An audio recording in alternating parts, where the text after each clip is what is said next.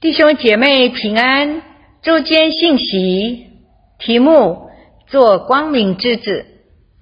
我们一起来翻圣经约翰一书1章7节。我们若在光明中行，如同神在光明中，就彼此相交。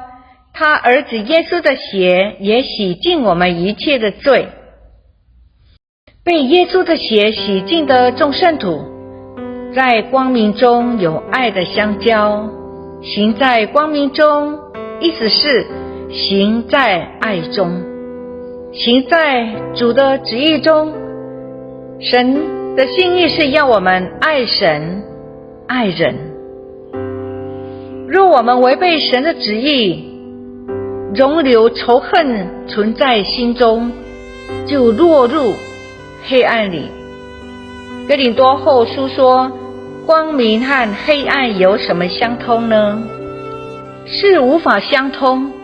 黑暗之子必须认罪悔改。某一个杂志登载了一篇文章，标题是从广岛到精神病院，从珍珠港到哥哥他。内容提到2个人，一个是偷袭珍珠港引起太平洋大战的日本空军指挥官，另外一个呢是结束大战住进精神病院。他们2位虽然都在战争中有杀人的记录，但后来那个投弹在广岛的英雄竟然患了严重的精神病，落入黑暗中。那个带队偷袭珍珠港的指挥官却悔改信主，成为光明之子，并且成为有名的传道人。日本偷袭珍珠港使美国损失惨重。那次率领空中攻击队的总指挥名字叫渊田美军雄。日本无条件的投降以后呢，他就回到自己的家乡种田。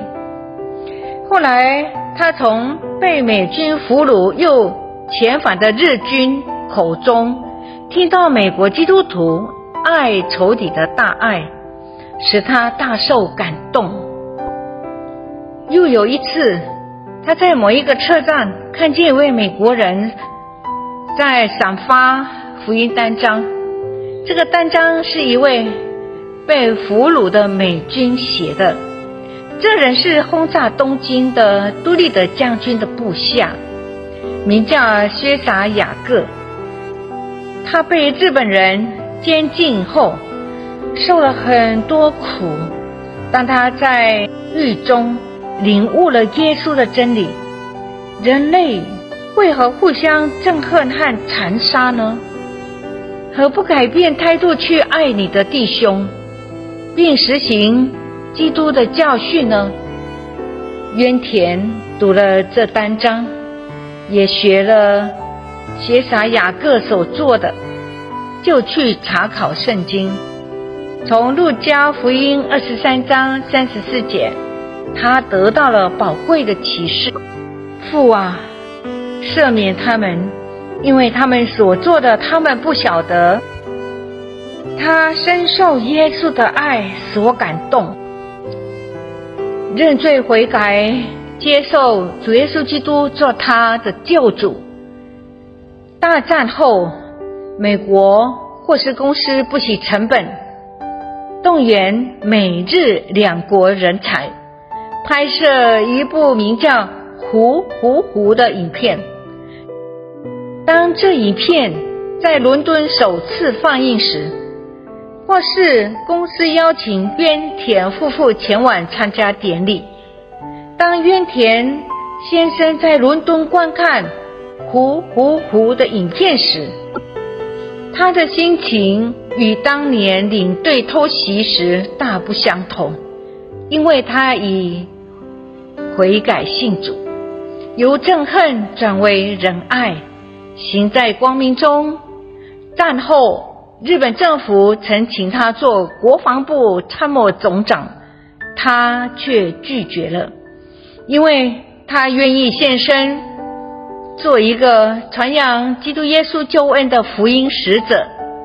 最后当了长老会的牧师。渊田的见证以及他的传福音情形曾被发表于日本文艺春秋杂志2次。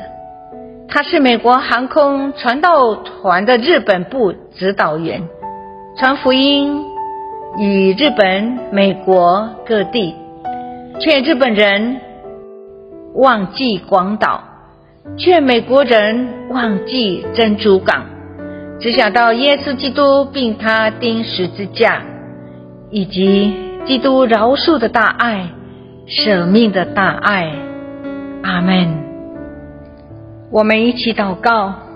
天父，帮助我们活在光明中行，好像神在光明中，使我们彼此相爱，因耶稣的血也洗净我们一切的罪。